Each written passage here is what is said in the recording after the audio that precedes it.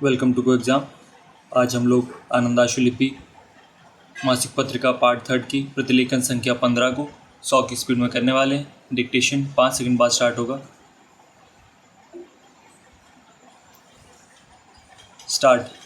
महोदय, यह कोई बड़े महत्व की बात नहीं है कि हम इस भाषा को हिंदी कहें या हिंदुस्तानी, क्योंकि वास्तविकता यह है कि हर शब्द के पीछे एक इतिहास होता है और यह किसी न किसी निश्चित चीज़ का द्योतक होता है जिससे उसका अर्थ सीमित हो जाता है।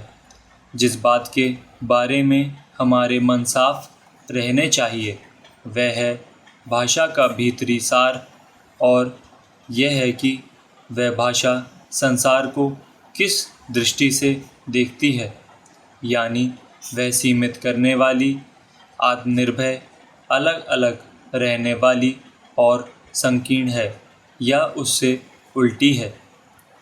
मेरे ख्याल से हमारा लक्ष्य जानबूझकर ऐसी ज़बान होनी चाहिए जो उनसे विपरीत गुणों वाली हो और जिसमें विकास की बड़ी शक्ति हो।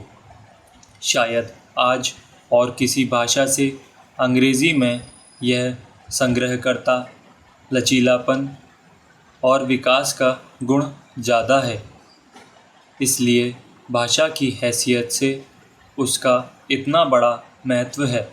मैं चाहता हूँ कि हमारी भाषा भी संसार के सामने इसी रूप में आए।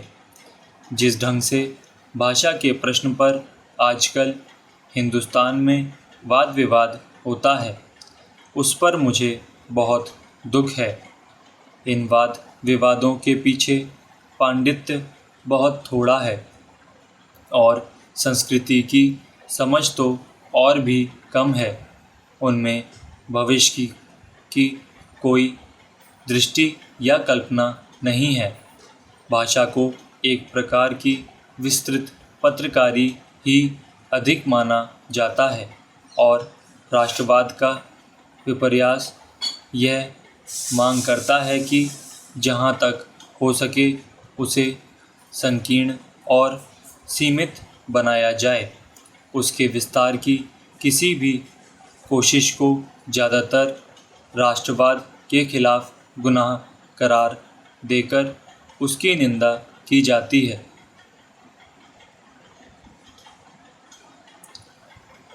प्रायः भाषा का सौंदर्य इसमें मान लिया जाता है कि वह अत्यंत अलंकारिक हो और उसमें लंबे और जटिल शब्द प्रयोग हों। उस भाषा में शक्ति या गौरव बहुत कम दिखाई देता है और छाप यही पड़ती है कि उसमें ऊपरीपन और छिछलापन बहुत ज़्यादा है। जैसे काव्य कोई तुकबंदियों और अनुप्रासों का समूह नहीं होता, वैसी ही भाषा भी खाली जटिल और कठिन शब्दों का प्रदर्शन नहीं है।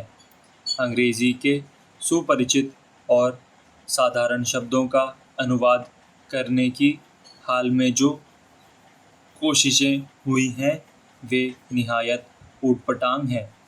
भाषा को गढ़ने में अगर यही वृत्ति रही तो निश्चय ही विचारों को प्रकट करने के एक सुंदर साधन की हत्या हुए बिना ना रहेगी। यह सत्य बात है। स्टॉप।